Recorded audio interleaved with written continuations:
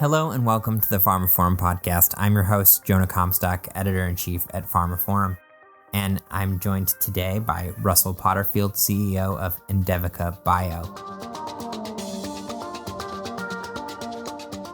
Russell is a pharma CEO, but not from the pharma world originally. Come in recently via the world of investing. We're going to talk a little bit about that. We're also going to talk about what Endevica is working on in the world of cachexia. Did I say that right? Yes, cachexia. So welcome to the show, Russell. Thank you, Jonah. I'm thrilled to be here. Thank you for having me. So tell me a little bit about yourself, just to start and tell our listeners a little bit about yourself and how you've gotten into this role that you find yourself in at Endevica, and maybe tell us a little bit about Endevica also. Sure. So I'm Russell Potterfield. I'm 48 years old, and that matters because I'm just right at what I perceive to be the peak of my career, right? I have learned, I have grown, I have faced challenges and solved problems, and I'm ready. And that seems important to me and germane at this point, but I'm a business guy, so I come from the business background, and importantly, I come from a product design background. So I am used to getting up in the morning and staring into the abyss and realizing that nothing happens until we figure out what to create and how to bring it forward. The biotech world, Jonah, is terrifying, right? Because you just keep throwing money at a project and you're betting against these percentages. Like, okay, there's a 45% chance that this happens, and there's a 50% chance that this happens. And so as an investor or as a CEO, getting up in the morning and staring into the abyss and being comfortable doing that, I think that's a key part of what has allowed me to do this for as long as what I have. So I came into this background product design. I've got an English undergrad, an MBA after that. Did all that back in my youth, and I came to this as an investor, first as chairman of the board, and then sort of the slow drift into co-CEO and then full-time CEO. And I've been full-time CEO about 2.5 years now. Really came out as we moved the drug into its IND-enabling studies, and I'm running it from there. So tell me a little bit about Endevica, and why it sort of attracted you to make this shift and become involved at this level in the company. Sure. So I started in the business as an angel investor. And when you're an angel, you see lots of pitches, and you see lots of pitches with numbers that you can't believe. You know, the hockey stick that we all talk about in the angel community. Oh, sure, it's 3 years and then there's $1 billion exit. None of that ever happens, right? And the people, the angels know it, and the people pitching for money know it. And so the angels are trying to read between the lines.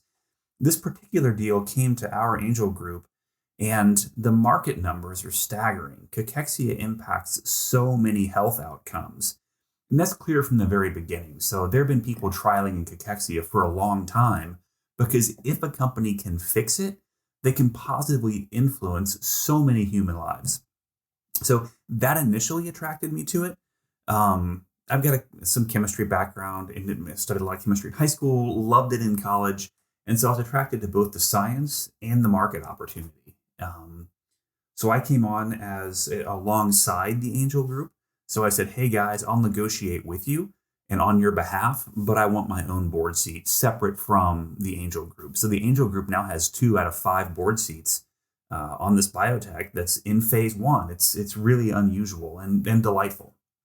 So tell me a little more about what you guys are working on. First of all, I don't think everyone is familiar with cachexia, and you know, so a little bit about that, you know, just the baseline on that, which I'm sure you had to sort of educate yourself on when you jumped into this, but then also about the candidate you guys are working on. Yeah, so cachexia it's a syndrome. It's not a single disease. It's a syndrome, and I'll go into what causes it in a minute. But if you look at Steve Jobs, if you look at pictures of him from early in the progression of his cancer to late, he lost a tremendous amount of weight. Cachexia is a wasting syndrome that accompanies particularly the cancers of the GI tract, but lots of cancers, chronic kidney disease, you've got COPD, heart failure, all these cause cachexia. And over the long term, as you have cachexia, the syndrome, your body eats its fat tissue uses all the adipose tissue, and then it begins eating lean mass. And so you start losing muscle mass. Think about the most important muscle masses in your body: your heart, lean muscle mass, your diaphragm, and you breathe. So as the disease progresses, as the syndrome causes more and more lean tissue to waste away, your chance of a comorbidity like arrhythmia, like a heart attack, like pneumonia, all those go up. And so if you could reverse lean muscle mass wasting in late stage cancer patients, the thought is those patients could have more rounds of chemo. The clinicians and oncologists could do a more thorough job with higher doses or the intended doses of the chemotherapy regimen, and that patients would be able to tolerate them. Yeah, this fits into other efforts in oncology because it's another piece of the mechanism of how cancer attacks the body that maybe other treatments aren't directly addressing. Yeah. You can intervene there and improve people's chances no matter what therapy they are doing. Yeah. So the general academic research that sort of preceded this invention, all animals, I'll start with that, have melanocortin systems. And the melanocortin systems are highly conserved. So, humans and dogs and rats and mice, they all have about the same receptor sets in the melanocortin system.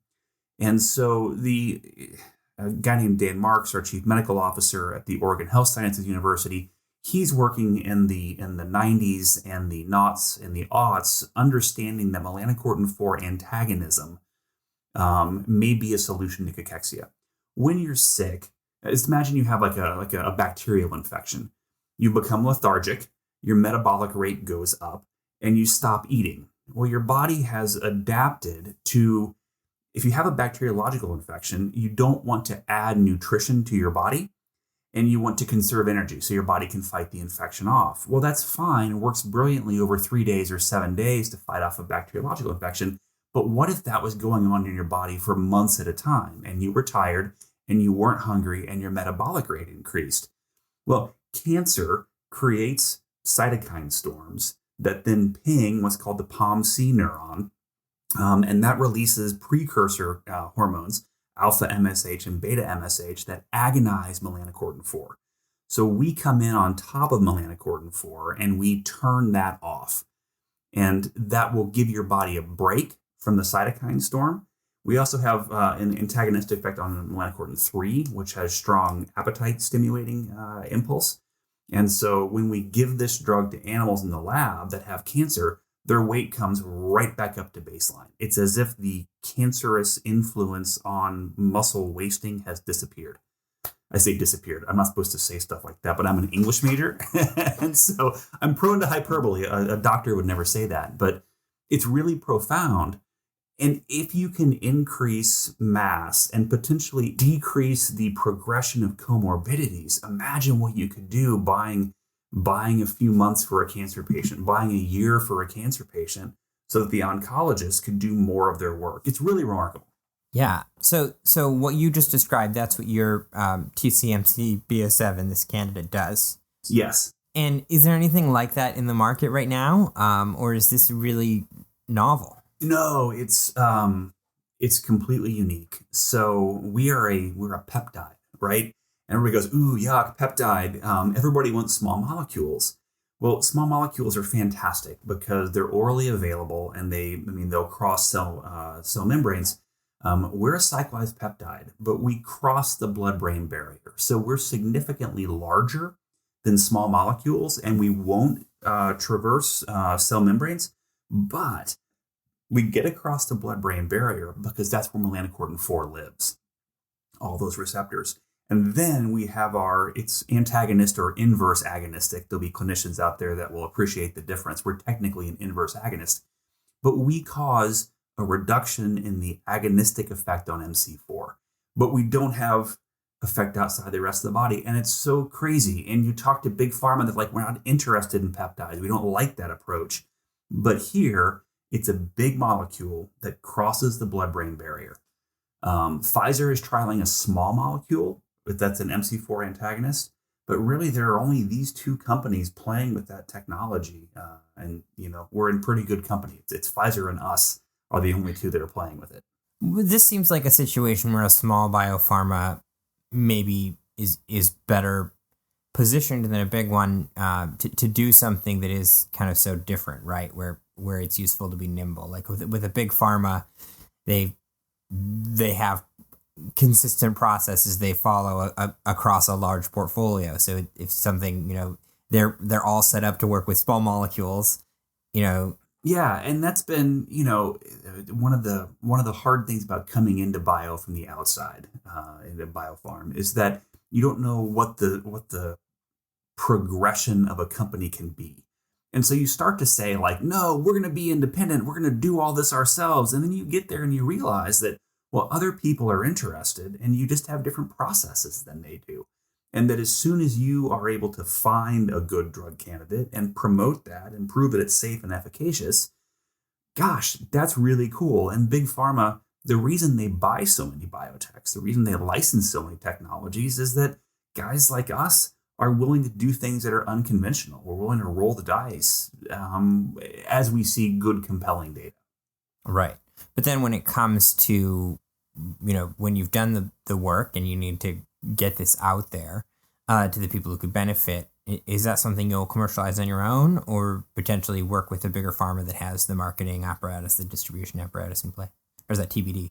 I'm strongly, I have strong feelings both directions on that. So on the one hand, yes, let's take this whole thing forward ourselves. Gosh, it's got a lot of value. We could sure save a lot of lives, and I don't want to be pigeonholed in somebody else's big development process.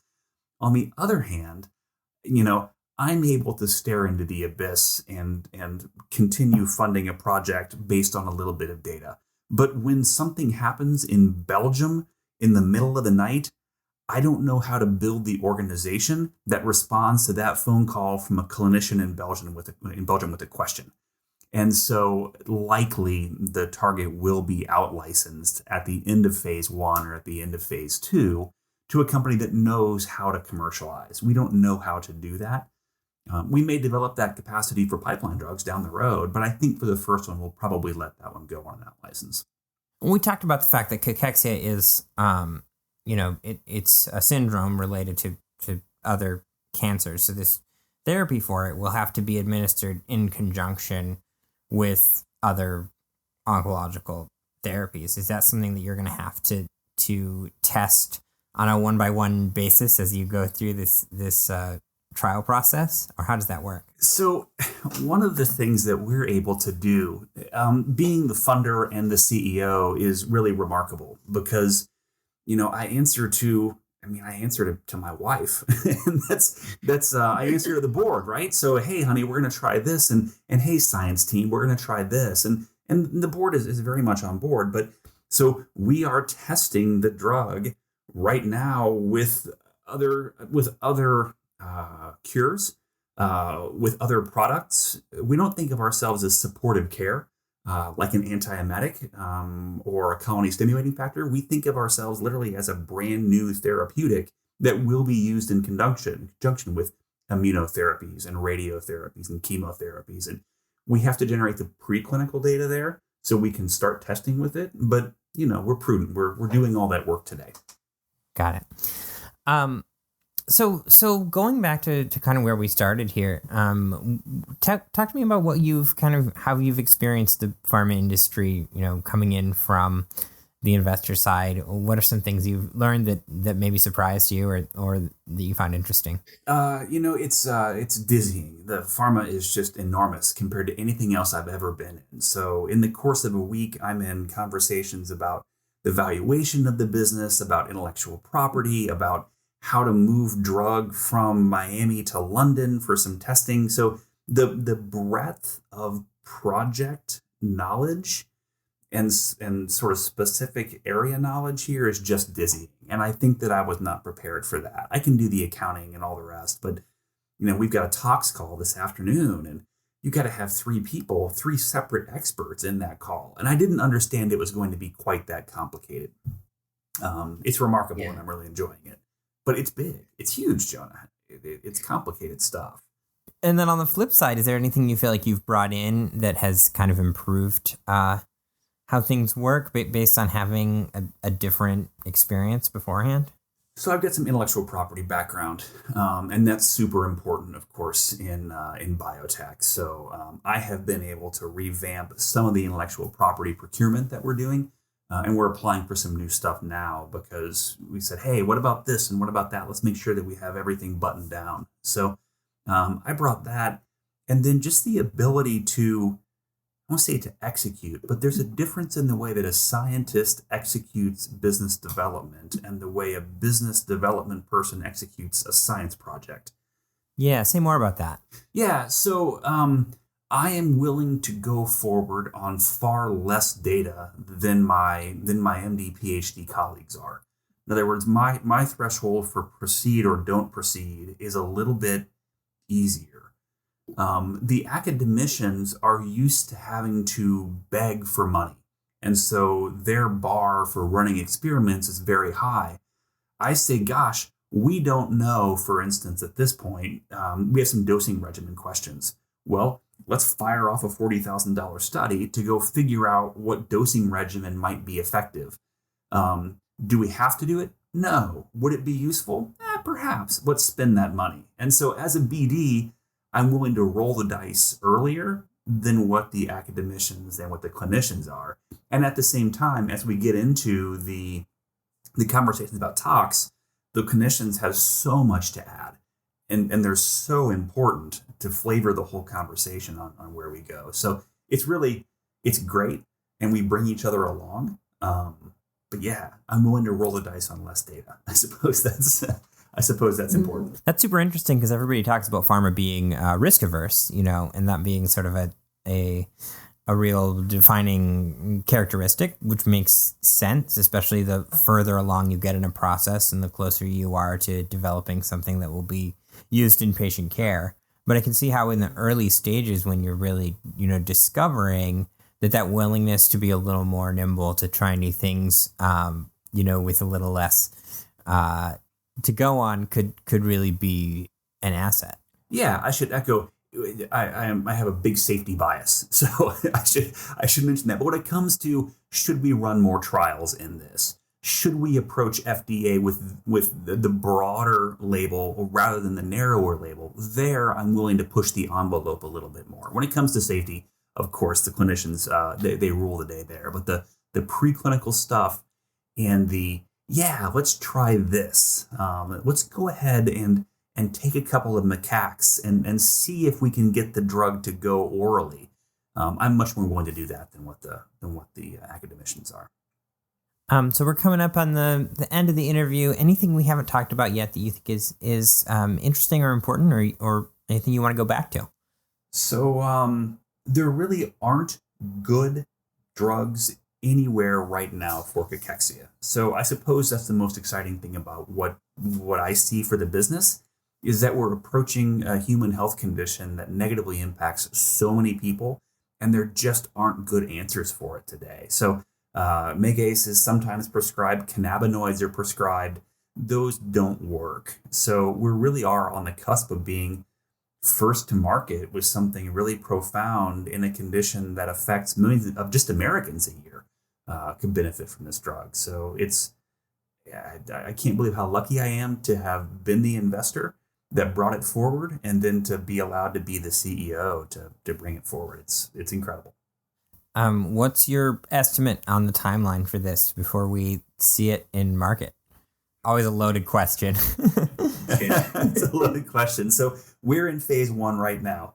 We're at our 3rd SAD cohort that we're dosing right now. So it's early days. Yeah, it's early days, and we're in a condition that is so prevalent. So, all the early biotech stuff is like, oh, maybe we'll get an exception. Maybe we'll get an emergency use order. Who knows? But I think that the reasonable things are like 2027, 2028 are what the reasonable, rational project managers tell us we're going to see in terms of bringing it to market. So. All right. Well, we'll have to check in before that and see how it's going. But it's been great to meet you, Russell, and thanks so much for taking the time to tell us all about it. Jonah, thank you very much. We'll speak soon. That concludes this episode of the pharmaphorum podcast. You can find more information about this episode, including a download link and information about other installments in the series at pharmaphorum.com/podcast. The pharmaphorum podcast is also available on iTunes, Spotify, Acast, Stitcher, and Podme, where you can find and subscribe by searching for pharmaphorum. And don't forget to visit our website, where you can sign up for daily news and analysis bulletins, and to follow us on Twitter at pharmaphorum. Thanks for listening.